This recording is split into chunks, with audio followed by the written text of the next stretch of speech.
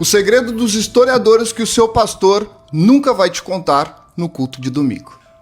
Bom, gente, eu já falei isso daqui, vou repetir para você nunca cair nesse engano. Toda vez que alguém começar falando, olha, é um segredo que esconderam de você, a igreja escondeu de você, a religião escondeu de você no decorrer da história. Pode ter certeza que depois dessa frase vai vir uma heresia muito grande ou alguma coisa que não condiz com a realidade. Mas vamos observar tudo que ele vai falar, presta atenção. Presta muita atenção, porque isso aqui agora vai ferir muito o teu ego religioso. Mas se você quiser sair do mundo da fantasia, você precisa ouvir até o final. Você cresceu acreditando que Mateus, Marcos, Lucas e João são biografias assinadas e escritas por testemunhas oculares, certo? Que Mateus, apóstolo de Jesus, sentou com uma pena na mão e escreveu tudo o que viu. E que João, o discípulo amado, registrou cada palavra com precisão divina. Bom, vamos lá. Primeiro, já começa errado a informação, porque nem todos foram testemunhas oculares. Marcos, que escreveu, na verdade, o primeiro evangelho, se você não sabe, o primeiro evangelho escrito da Bíblia é o evangelho de Marcos.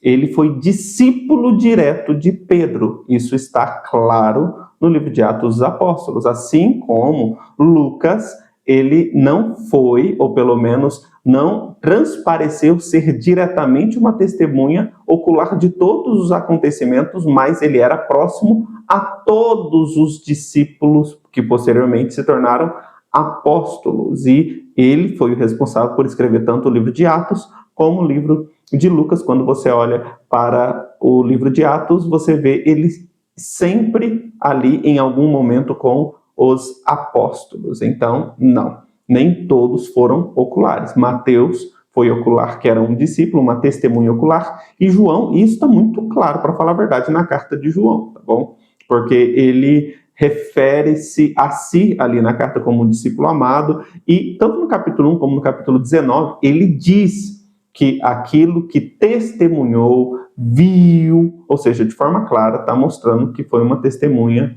ocular, tá? Mas vamos continuar. Só que aqui tem um problema. Isso nunca aconteceu.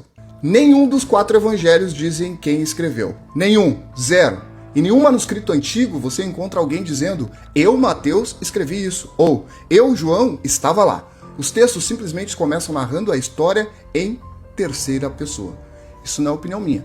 Isso é análise textual básica, ensinada em qualquer curso sério de história antiga. Os manuscritos mais antigos que existem, os mais próximos do original, não têm o nome do autor no texto. Os títulos Evangelho segundo Mateus, segundo Marcos, só aparecem décadas depois, quando esses escritos já estavam circulando anonimamente entre comunidades cristãs diferentes. E meus queridões, isso é consenso acadêmico, inclusive entre estudiosos cristãos. Agora, pensa comigo usando a lógica e não a emoção. Os discípulos de Jesus eram judeus pobres da Galileia, pescadores, camponeses, falavam aramaico, viviam numa região onde a maioria da população era analfabeta. E agora, olha para os evangelhos. Eles foram escritos em grego sofisticado, com uma estrutura literária complexa, citações das Septuagintas e técnicas retóricas que exigem informação avançada. Isso não é linguagem de pescador galileu.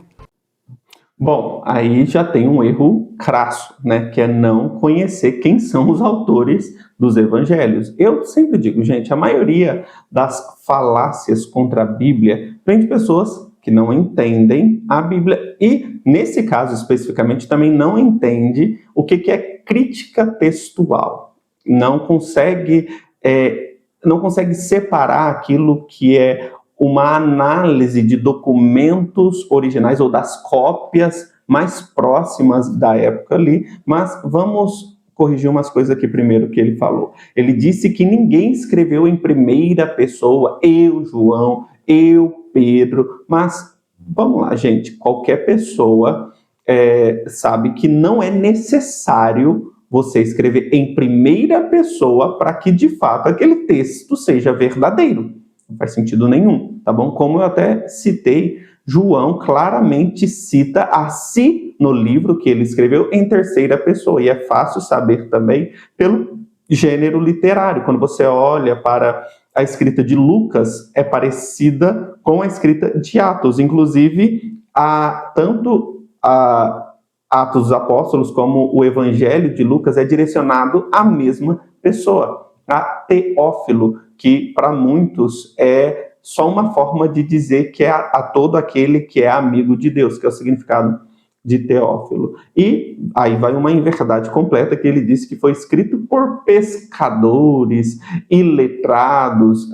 Bom, o livro de Mateus foi escrito por alguém que era um publicano, ou seja, alguém que era acostumado com a educação mais formal. E até mesmo, como eu falei, a tônica de Mateus aponta para alguém que tinha um conhecimento judaico. Inclusive, Mateus é o livro que mais fala sobre o reino de Deus e apresenta Jesus como rei. Se você nunca ouviu falar, tem uma ideia teológica de que os evangelhos são representados ou representações das 4 faces que Ezequiel viu lá em Ezequiel capítulo 1, que é a face de boi, a face de leão, a face de homem e a face de águia, sendo Mateus a face de leão, que era o rei, o leão da tribo de Judá, Marcos o boi, que representava o servo sofredor, Lucas o homem, por isso que ele vem apresentar como filho do homem, porque Lucas era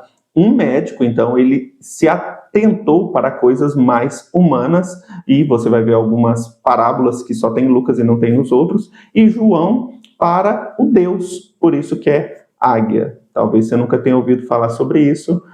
Inclusive, essa é a origem da Igreja do Evangelho Quadrangular. Mas vamos continuar para ver o que mais ele vai dizer. Além disso, os evangelhos foram escritos entre 40 e 70 anos depois da morte de Jesus. Tempo suficiente para testemunhas morrerem, histórias serem alteradas, tradições orais se misturarem.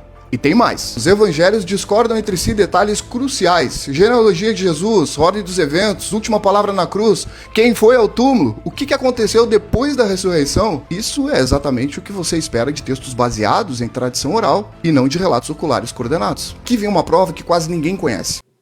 Bom, aí está um erro grande. Na verdade, quando um texto fala a mesma coisa sobre diferentes perspectivas, na verdade está mostrando que aquilo não foi combinado. Foi relatos de diferentes pessoas sobre um mesmo evento que não se contradiz, mas sim se complementa. Ou seja, esse argumento que ele trouxe depõe contra o que ele mesmo está querendo defender, que na verdade há uma farsa nos evangelhos, porque a divergência de fontes vai mostrar diferentes perspectivas, só que vai confirmar que aquele acontecimento de fato aconteceu. Isso é consenso arqueológico e histórico. Mas vamos continuar. O apóstolo Paulo escreveu antes dos evangelhos. Ele escreveu cartas que hoje estão no Novo Testamento. E sabe o que ele nunca fez? Ele nunca cita Mateus, ele nunca cita Marcos, ele nunca cita Lucas, nunca cita João. Ele nunca diz como está escrito no Evangelho de João, no Evangelho de Marcos, porque esses textos ainda não existiam como você conhece hoje. Vamos só corrigir mais uma coisa aqui. Ele disse que Paulo nunca citou nada dos evangelhos, mas, gente, qualquer um que já participou da Santa Ceia sabe que o que nós lemos é livro de 1 Coríntios, capítulo 11, versículo 23, porque eu recebi do Senhor o que também vos ensinei, que o Senhor Jesus, na noite que foi traído, tomou pão. Isso é uma citação direta dos evangelhos. O que ele acaba negligenciando, deixando passar, pode ser simplesmente por falta de conhecimento, é que a pessoa mais próxima de Paulo ali nas suas viagens missionárias era Lucas, aquele que escreveu o livro de Atos e que também escreveu o Evangelho de Lucas. Então, somente esse texto já mostra que o que esse homem está dizendo, na verdade, não condiz com a realidade. Mas vamos para esse final agora. Então, o que aconteceu de verdade? No século II, a igreja precisava decidir quais textos eram oficiais e quais não eram. Circulavam dezenas de evangelhos diferentes, todos anônimos. Para dar autoridade a 4 deles, foi feita a jogada mais antiga da humanidade: associar um texto a um nome famoso. Exatamente como pegar uma frase qualquer da internet e colocar a foto do Einstein embaixo para parecer profunda. Isso não é teoria da conspiração, isso está documentado. Padres da igreja como Papias e Irineu são os primeiros a atribuir nomes aos evangelhos, não aos autores. Séculos depois dos fatos, sem prova, sem manuscrito assinado, só a tradição oral dizendo: acredita que foi assim. Ah, mas isso destrói minha fé, Robson. Não. Isso destrói a mentira confortável que te contaram. Se a tua fé depende da ideia falsa de que esses textos foram escritos por testemunhas oculares, então ela já nasceu frágil. Fé que não aguenta investigação histórica não é fé. É dependência emocional. Agora você tem duas opções: fingir que nunca ouviu isso e voltar pro conforto da história infantil da escola dominical, ou fazer o que quase ninguém tem coragem: encarar a história real de como o livro mais famoso do mundo foi montado. Bom, gente, só para concluir, o que dá para perceber é que ele não entende de crítica textual. Os manuscritos mais antigos da humanidade, que é do século I, eles já mostravam que logo no início estava escrito que era o Evangelho segundo Mateus, Evangelho segundo Lucas, e ele falou sobre pais da igreja, como Papias, como Irineu de Lyon, que eram também do primeiro século, discípulos direto dos apóstolos. Ou seja, você percebe que não se sustenta esse tipo de pensamento. Como eu disse, crítica textual é um ramo de estudo científico que analisa os documentos históricos, não apenas a Bíblia. E eu vou dizer isso daqui, e eu já disse isso várias vezes: não existe documento mais fidedigno na história do que a palavra de Deus, do que a Bíblia. É o livro que tem mais cópias, que tem comprovadamente seus textos mais próximos do original do que qualquer outra escrita que a humanidade já produziu.